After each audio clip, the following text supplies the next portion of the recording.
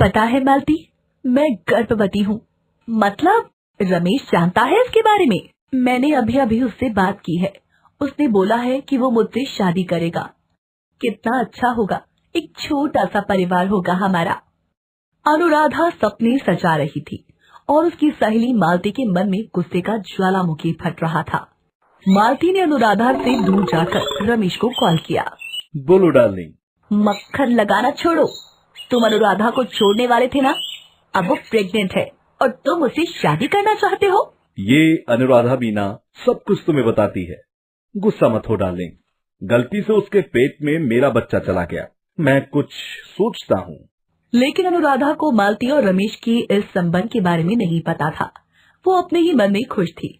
उसे नहीं पता था कि वो दोनों उसके साथ क्या करने वाले थे।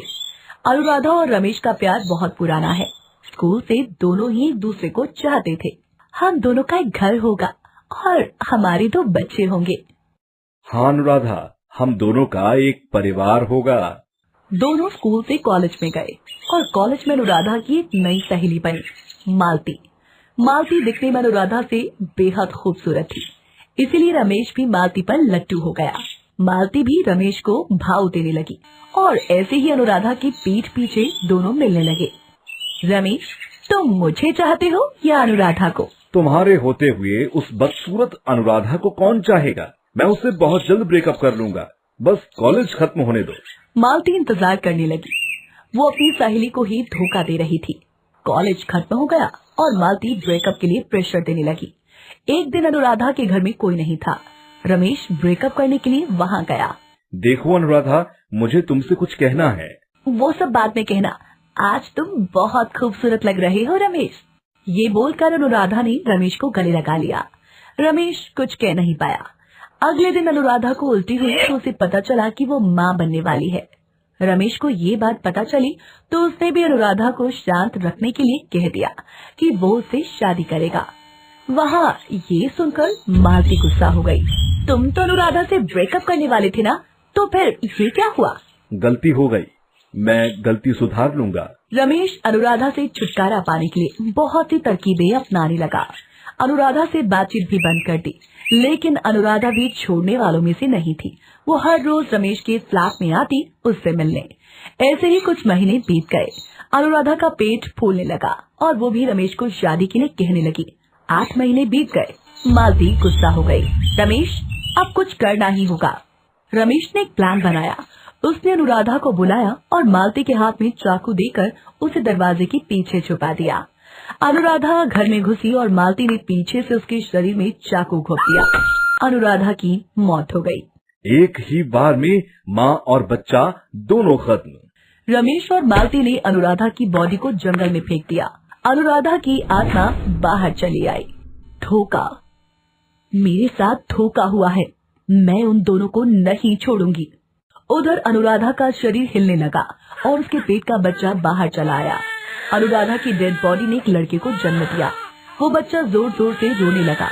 रोने की आवाज सुनकर एक कुत्ता वहां आया और रोते हुए बच्चे को देखकर उस कुत्ते को दया आई। उसने उस बच्चे को मुंह से उठाकर जंगल की गहराई में ले चला गया। उधर रमेश और मालती फ्यूचर की तैयारी करने में लग गए, लेकिन उन दोनों के पास पैसा नहीं था और रमेश भी कुछ नहीं करता था। हमें अब यहाँ से भागना होगा।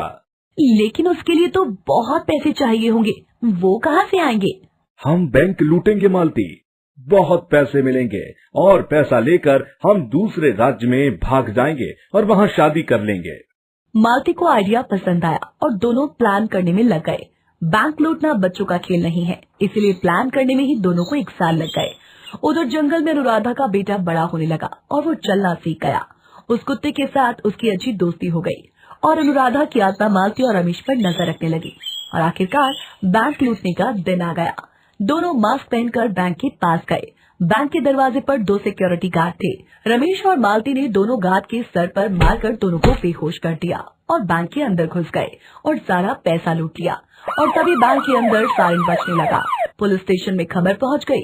अरे, बैंक में डकैती हो रही है, अभी चलो। पुलिस निकल पड़ी।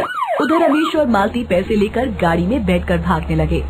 बहुत पैसा मिला है आज तो, मजा ही आ गया। अब पूरी जिंदगी आराम करूंगी। मालती बहुत खुश थी। उधर पुलिस बैंक में आई और तब तक दोनों भाग चुके थे। काश थोड़ा जल्दी आते। तभी वहाँ अनुराधा की आत्मा आई।